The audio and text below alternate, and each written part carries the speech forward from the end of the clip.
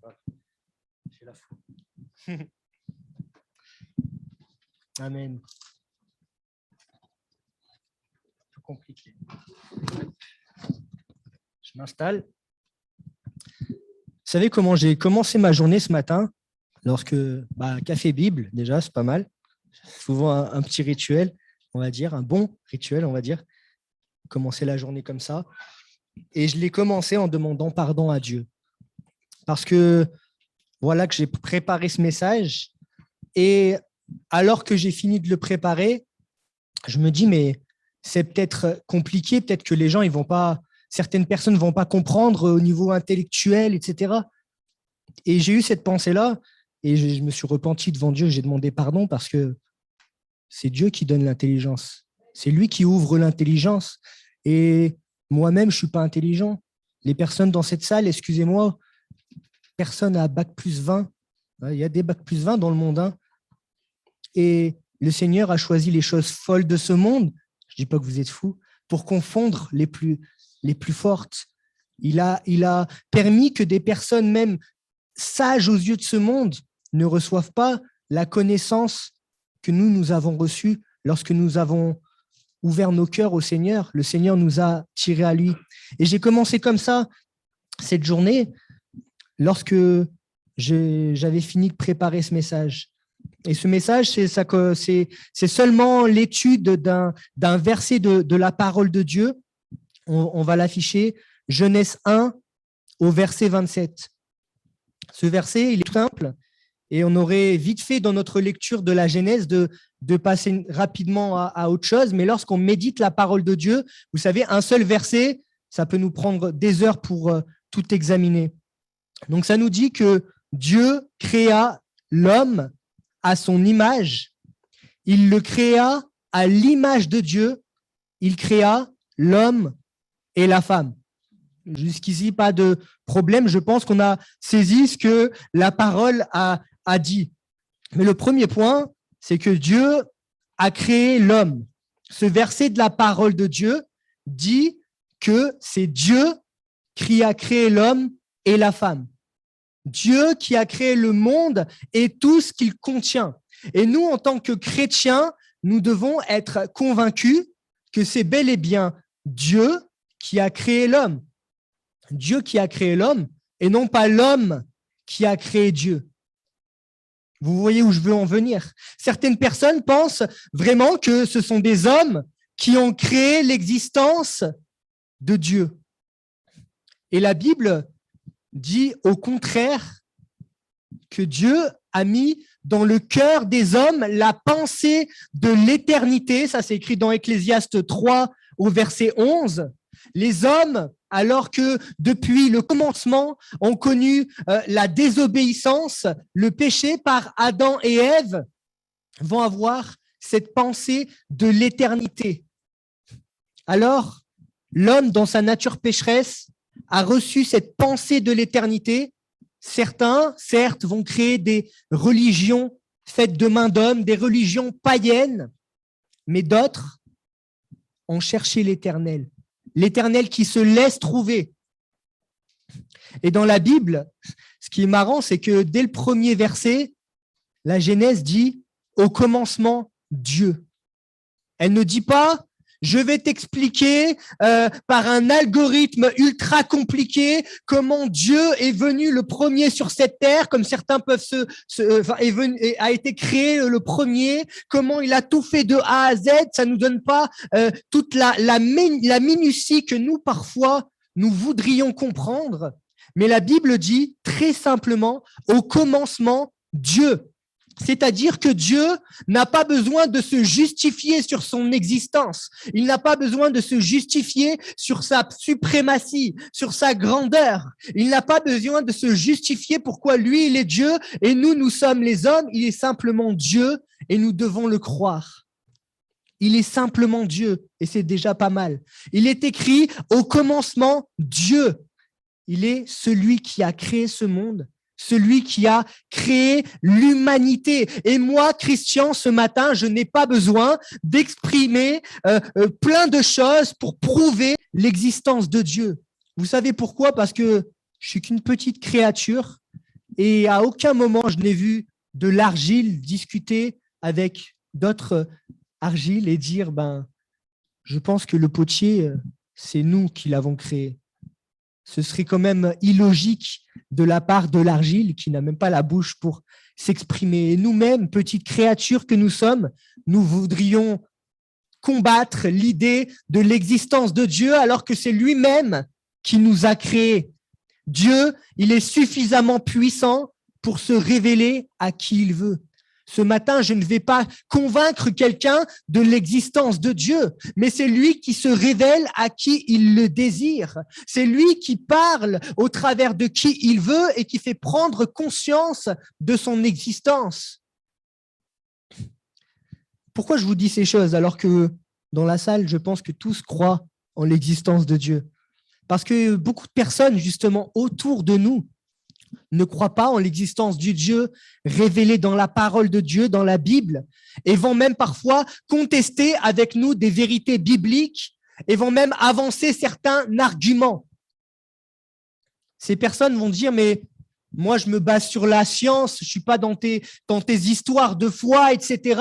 Et donc, moi, je suis supérieur à toi dans mon discours. J'ai cherché dans des livres, j'ai vu des documentations, etc. Et puis, je te prouve par A plus B que non, Dieu, il n'existe pas ou que l'homme n'a pas été créé comme c'est écrit dans la Bible. C'est un récit mythologique et compagnie. Je sais pas si vous avez déjà entendu ces arguments, ces coutumes.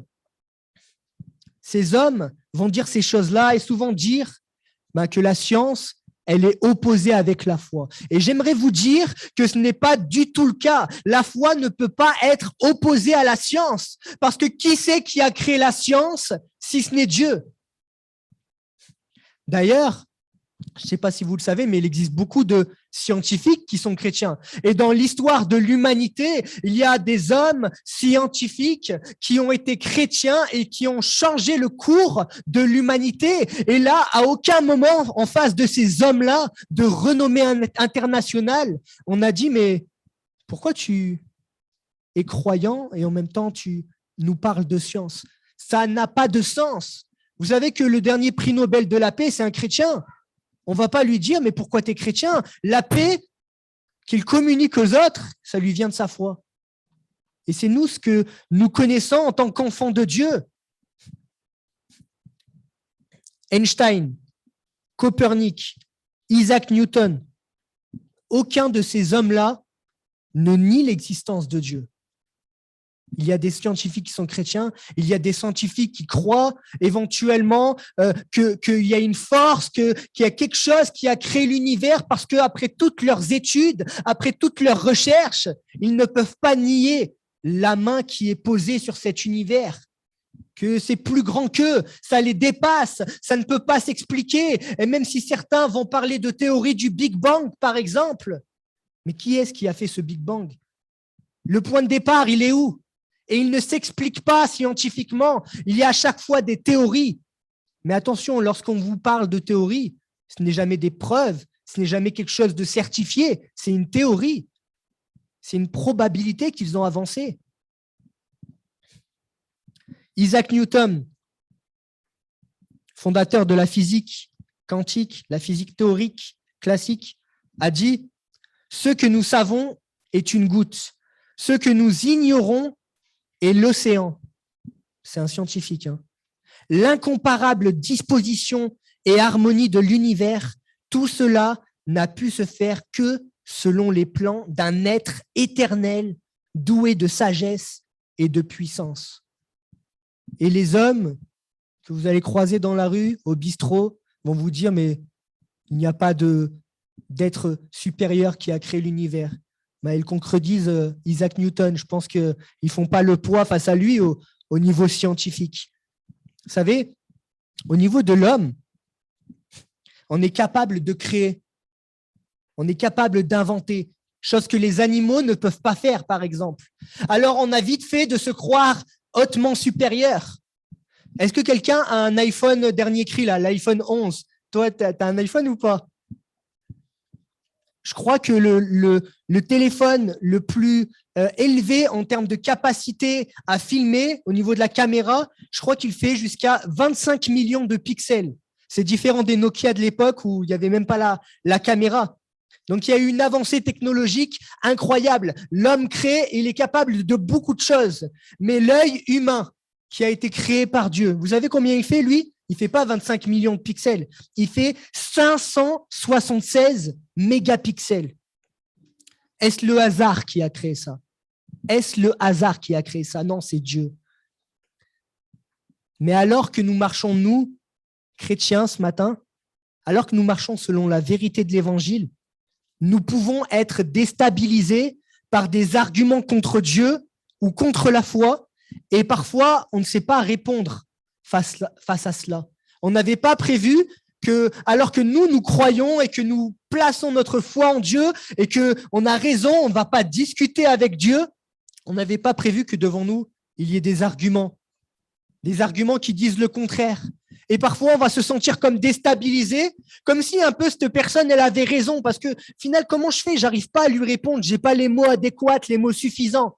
Et dans un discours humain, la personne, c'est comme si elle gagnait le débat. Mais même dans ce cas-là, ça ne veut pas dire qu'elle a raison.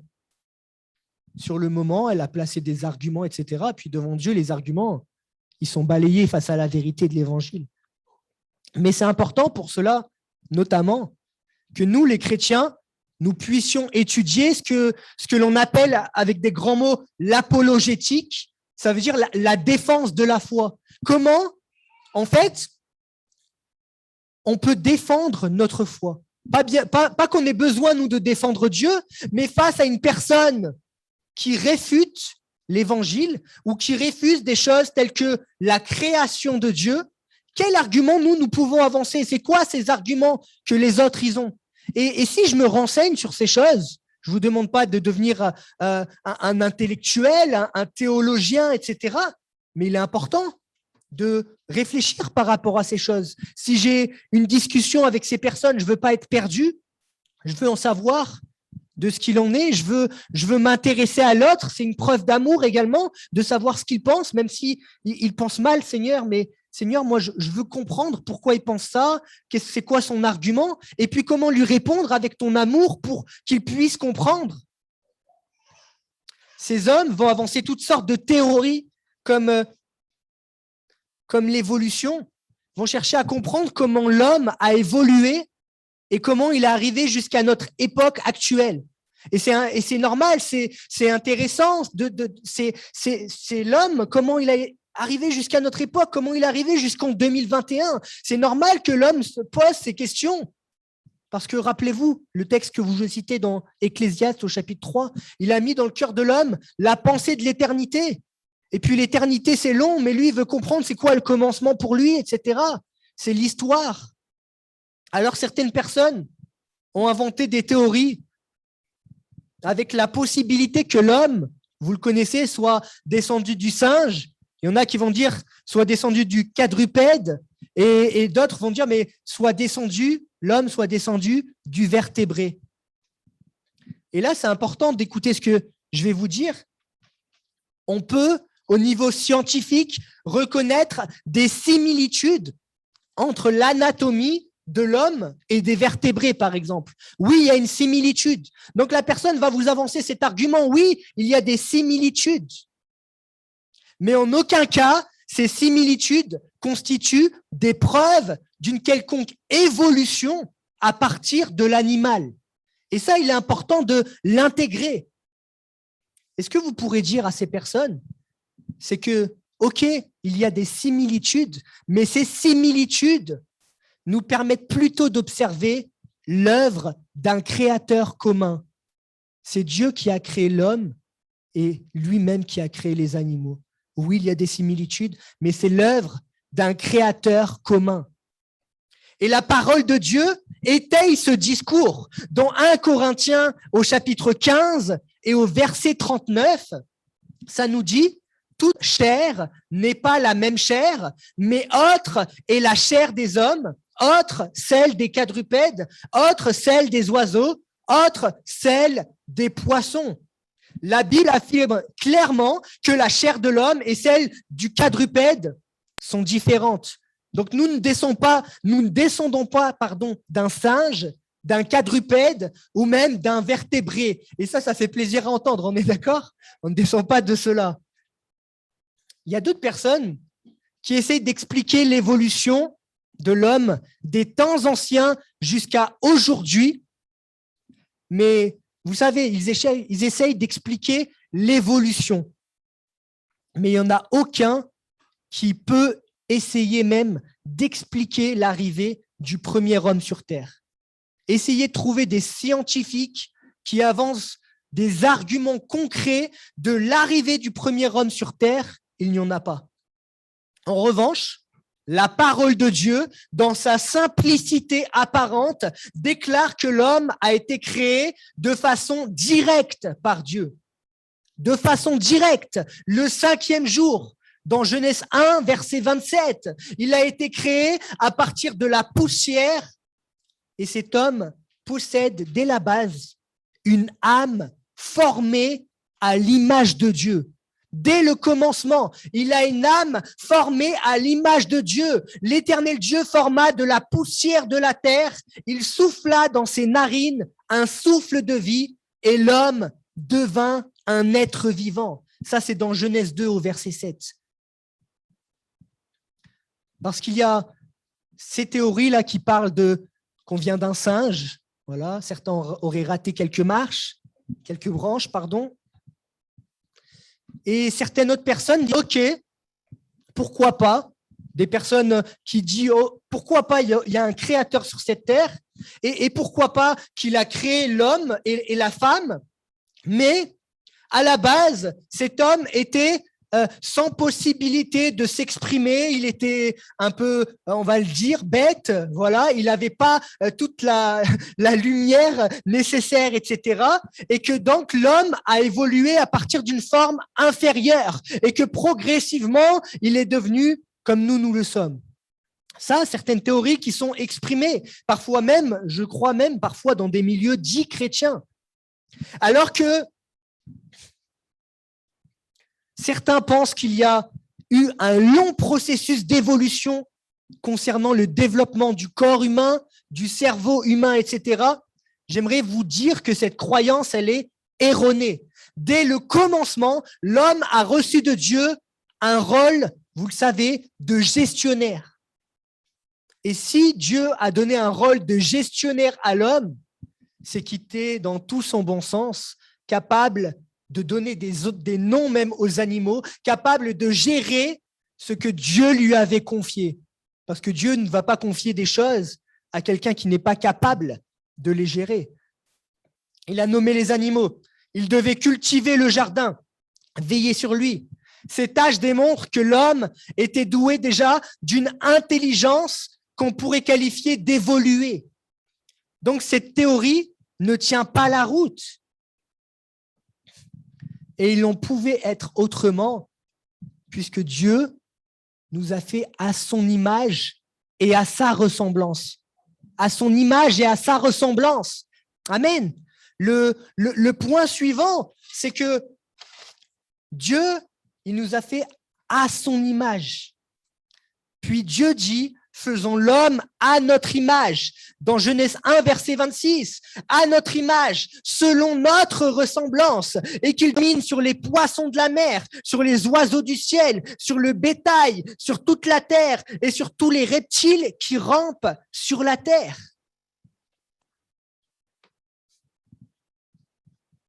Cette ressemblance, quelle est-elle? Cette ressemblance, elle n'est pas physique. Non, nous ne ressemblons pas physiquement à Dieu, puisque Dieu est esprit. Mais qu'est-ce que ça veut dire quand la Bible dit que l'homme est fait à l'image de Dieu? L'homme est fait à l'image de Dieu. L'homme, dès le départ, a été fait à l'image de Dieu. Vous savez pourquoi? Il y a plusieurs sujets, il y a plusieurs points, pardon. Il n'était pas sujet à la mort. Il ne devait pas mourir. Ce n'était pas le plan initial que Dieu avait exprimé. Il n'était pas sujet à la mort, parce que comme Dieu est éternel, l'homme devait être également éternel. Il n'était pas sujet à la maladie ou à la souffrance, alors que nous la connaissons. On vit d'ailleurs dans un temps de pandémie. Tout ça, au commencement, ça n'existait pas. Ça nous dit également pourquoi il était à l'image de Dieu. Il possédait un esprit avec une raison, une conscience, une volonté. Et il possédait une morale semblable à celle de Dieu, puisqu'investi d'une mission de gestion de la création. Voilà ce qu'était l'homme au commencement. Et je pense que vous le savez en tant que chrétien, mais il est bon de se le rappeler, cette image va changer. À la suite de la désobéissance en Éden, cette image va être comme déformée. L'homme et la femme vont connaître la honte, la maladie, la souffrance, la mort et le plus important de tout, je le pense, la perte de communion avec leur Créateur. L'homme n'est plus ce qu'il est. Leur morale n'est plus ce qu'elle était. On le voit dans la déchéance dans ce monde. Les lois iniques qui sont passées, on en parlait à la réunion de prière, excusez-moi. Nous voulons continuer d'exprimer la parole de Dieu dans sa globalité. Et des lois sont en train de passer. Elles sont passées d'ailleurs, certaines. Est-ce qu'on va continuer de dire la vérité? Oui. Par Adam, le péché est entré dans le monde et par le péché, la mort. Et la Bible dit que l'humanité vit sous le poids du péché. Elle se trouve sous la puissance du malin. Alors, une promesse se fait entendre dès les temps anciens. Dès les temps anciens, la postérité de la femme, la descendance de la femme, elle écrasera la tête du serpent. Depuis le départ, un sauveur est annoncé et ce sauveur, c'est Jésus-Christ. Et la Bible déclare qu'il est le second Adam. Adam, lui, nous a fait entrer dans ce nouveau monde où il y a le péché qui règne, où la mort est la conséquence, la maladie. Et la Bible déclare que Jésus est le second Adam et que par son obéissance au Père, il justifiera beaucoup d'hommes. Ce matin, as-tu été justifié par Dieu? Tu peux l'être dès maintenant. Tu peux être justifié par Dieu par le moyen de Christ. Romains 5, versets 18 et 19 nous dit « Ainsi donc, comme par une seule offense, la condamnation a atteint tous les hommes, de même, par un seul acte de justice, la justification qui donne la vie s'étend à tous les hommes.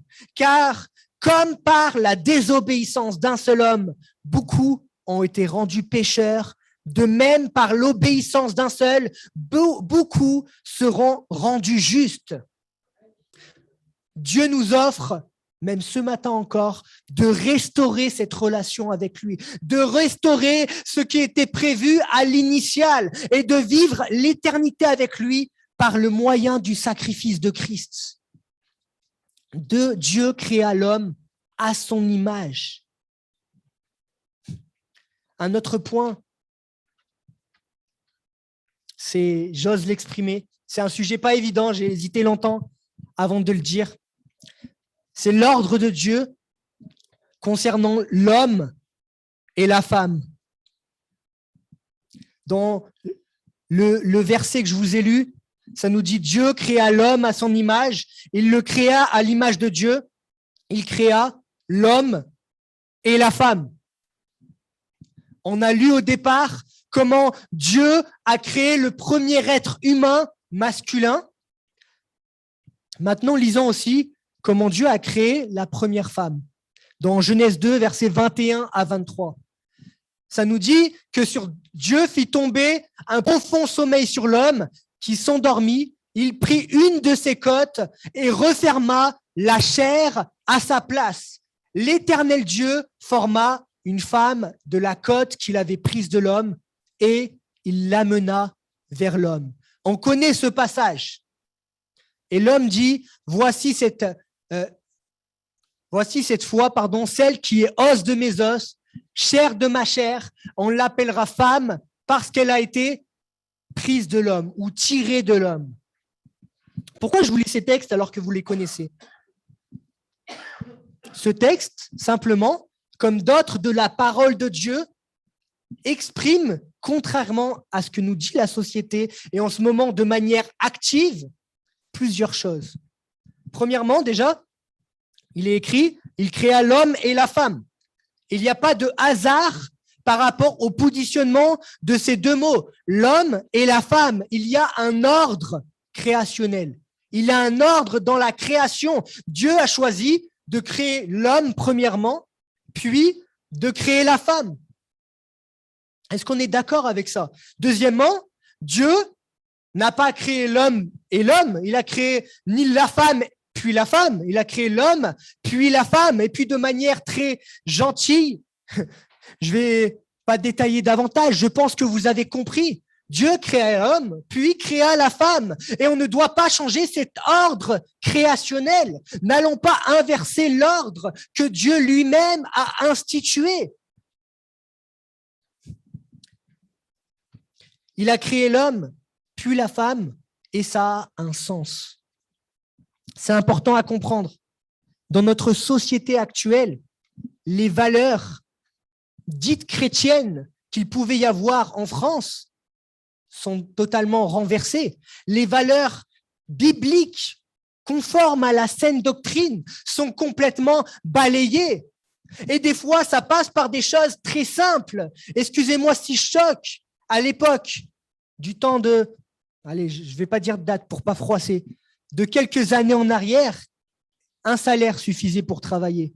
Et puis généralement, ce qui était conçu dans les foyers, c'était généralement que l'homme aille travailler et puis que la femme puisse s'occuper de son foyer. Et puis à l'époque, excusez-moi de le dire, ça ne choquait pas.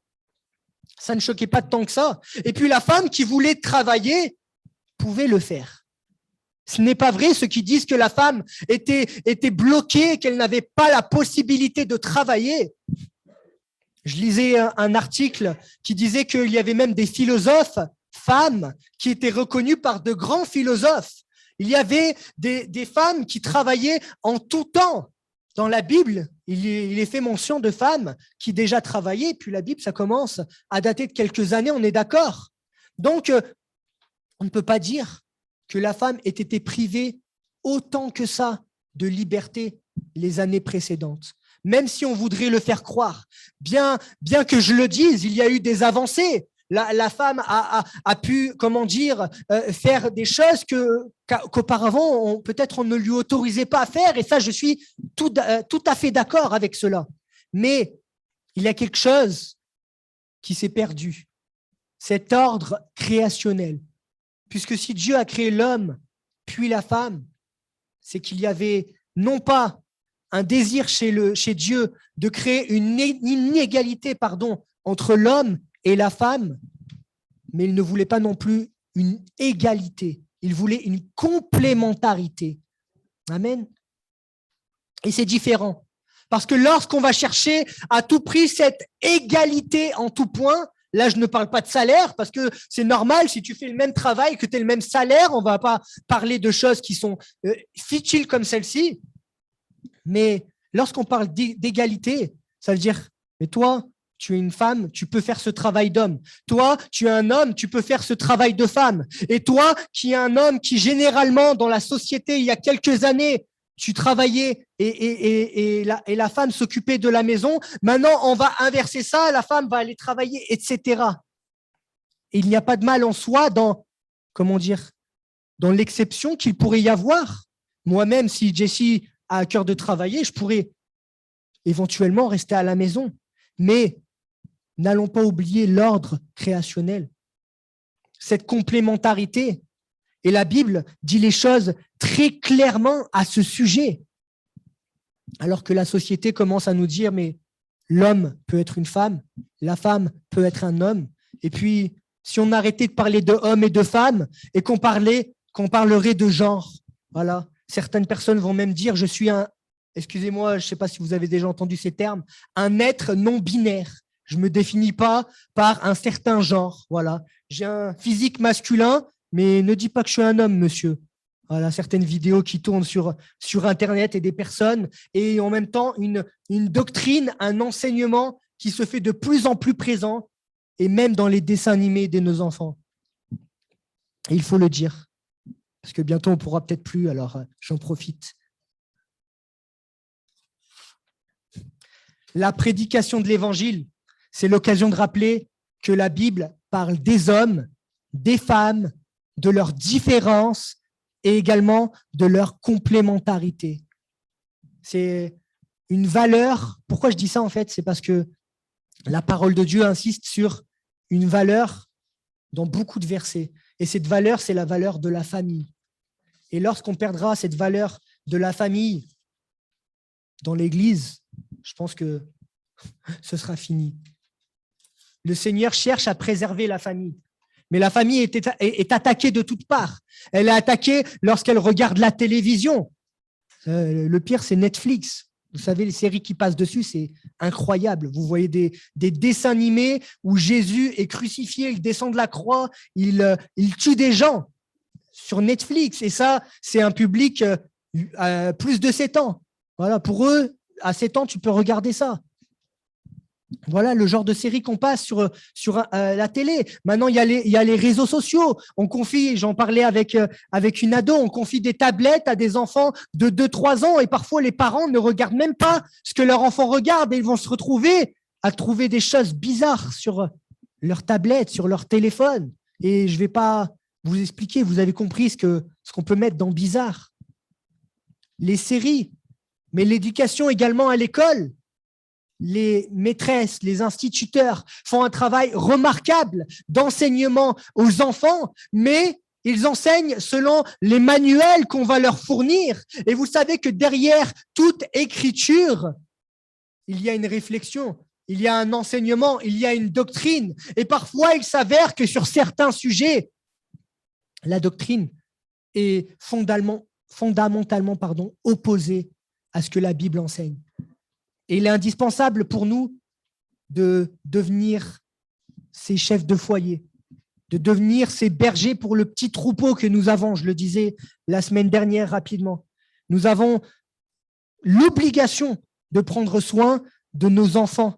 Nous avons l'obligation de prendre soin de nos femmes. Nous avons l'obligation de prendre soin de nos maris, qu'ils soient chrétiens, non chrétiens. Un jour, ils le seront par la grâce de Dieu. Mais c'est notre rôle aussi. C'est celui que Dieu nous a confié. Parce qu'à la base, Dieu nous a fait gestionnaires au Jardin d'Éden. Lorsque c'est restauré, est-ce que nous, on ne pourrait pas être déjà gestionnaire de notre petit foyer avant des fois de s'immiscer dans la vie privée des autres, que ça ne nous regarde même pas? Un passage assez concret de la Bible nous parle des relations homme-femme, mais cette fois-ci dans le cadre du mariage. Important de le rappeler. Éphésiens 5, versets 22 à 25. On connaît ce passage. Il est parfois dur à entendre pour certaines femmes, mais ce n'est pas du tout le cas. Femmes, soyez soumises à vos maris comme au Seigneur. Je m'arrête là. Femmes, soyez soumises. Et souvent, les femmes, alors qu'on leur a enseigné avec, la libération de la femme, tu peux faire ceci, cela, etc. Et elles vont dire, mais attends, mais ça colle pas du tout avec notre époque. Moi, je suis pas soumise, moi, etc. Je veux pas me faire soumettre par un homme. Mais la Bible ne dit pas que l'homme, d'ailleurs, la Bible ne dit pas que tous les hommes doivent te soumettre, mais la Bible ne dit pas non plus que ton mari doit te soumettre. La Bible, elle dit que toi-même, tu dois te soumettre à ton mari. Tu le fais volontairement. Tu le fais parce que tu sais que c'est Dieu qui t'a donné ce mari et qu'il est bon pour toi et qu'il ne va pas te donner du mal en retour. C'est complètement différent ce que la Bible enseigne et ce qu'on voudrait faire dire parfois à la Bible. Et ça nous dit car le mari est le chef de la femme, d'où l'ordre que je vous parlais, l'ordre créationnel. Dieu a prévu comme cela que le mari soit le chef de sa femme. Il y a un ordre qui a été établi. Alors, on soit d'accord ou qu'on ne soit pas d'accord, du point de vue de Dieu, c'est la même chose. C'est Dieu qui a institué cela. Ça ne veut pas dire que le chef, donc le mari, va être malveillant à mon égard, puisque lui, il est en Christ. Ou il faut qu'il soit en Christ. Et puis, s'il n'est pas en Christ, mais les événements ont fait que je rencontre un homme, puis que je me marie avec lui. Mais si j'obéis moi-même à ce que la parole de Dieu me dit, parce que mon mari, il n'est pas chrétien, mais moi, je le suis, le Seigneur va conduire.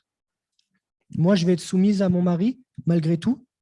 Et puis, bien sûr, je vais obéir à comment dire, dès que ça reste dans ce cadre-là. Je vous parle pas de choses qui seront des délits qu'un homme pourrait faire. Je ne sais pas, le mari boit outre mesure, le mari commet des violences auprès des enfants. La Bible ne rentre pas dans ce cadre-là. Et puis Dieu connaît toutes choses. Je ne vais pas vous dire, en tant que prédicateur, que là, dans ce cadre-là, je dois, entre guillemets, être soumise et accepter cette violence. On est d'accord. Mais, femmes, soyez soumises à vos maris comme au Seigneur. Des fois, c'est difficile dans mon foyer. Il y a des choses que je ne comprends pas. Mais Seigneur, comme je suis soumise à toi, je décide volontairement d'être soumise à mon mari. Et puis, puisque j'accepte cet ordre créationnel, tu vas honorer ma foi. Tu vas bénir mon foyer, je le crois. Car le mari est le chef de la femme, comme Christ est le chef de l'Église, qui est son corps et dont il est le sauveur. Or, de même que l'Église est soumise à Christ, les femmes aussi doivent l'être à leur mari en toutes choses. Et le verset suivant, « Marie, aimez vos femmes, non pas comme le monde dit d'aimer, comme Christ a aimé l'Église et s'est livré lui-même pour elle. » Vous voyez, on a tendance à regarder avec notre œil humain selon la société de ce monde et à mettre nos standards au niveau de ce monde. Or, la Bible nous parle d'un standard complètement différent. La femme, volontairement, elle se soumet à son mari et l'homme, il fait quoi? Il aime sa femme, mais à tel point qu'il est prêt à l'aimer comme Christ a aimé l'Église et a fini crucifié sur une croix. Il s'est donné entièrement pour l'Église. Et les hommes doivent se donner entièrement pour leur femme. Et si l'homme se donne entièrement pour sa femme, comme cela, au point d'aller jusqu'à la mort pour elle, est-ce que la femme, volontairement, va se soumettre à lui? Bien entendu. L'homme créé à l'image de Dieu, l'homme et la femme, c'est ça à la base. Est-ce que nous allons vouloir des standards de ce monde, de ce siècle présent, comme dit un verset, ou est-ce que nous allons tendre vers les standards bibliques? Donc Dieu, il est Dieu. On ne contredit pas le fait que ce soit lui le créateur et nous les créatures. Dieu a fait l'homme et la femme. Il n'a pas fait l'homme, la femme, mais il a créé l'homme puis la femme. Et puis cela a un sens. Et Dieu a fait l'homme à son image, à son image. Et je pourrais finir par cela, disons que Dieu a fait l'homme à son image, mais comme je l'ai dit, cette image a été déformée par le péché. Elle a été déformée parce que des choses ont été comme semées dans ta vie, comme tu as vécu des souffrances, tu as connu des choses qui t'ont fait du mal, qui parfois t'ont éloigné de Dieu. Parfois, il y a des choses que tu ne comprenais pas. Parfois, ce sont même des personnes dans ta famille qui t'ont brutalisé, etc. Et puis, tu es complètement au pied du mur, tu sais plus quoi faire et tu te dis, mais comment ça, Dieu a créé l'homme à son image? Et puis moi, c'est impossible que Dieu, je lui ressemble un tant soit peu. L'image a été déformée par le péché. L'image a été déformée par tout ce qui est les conséquences de ce péché. Donc, la maladie, la souffrance, la mort.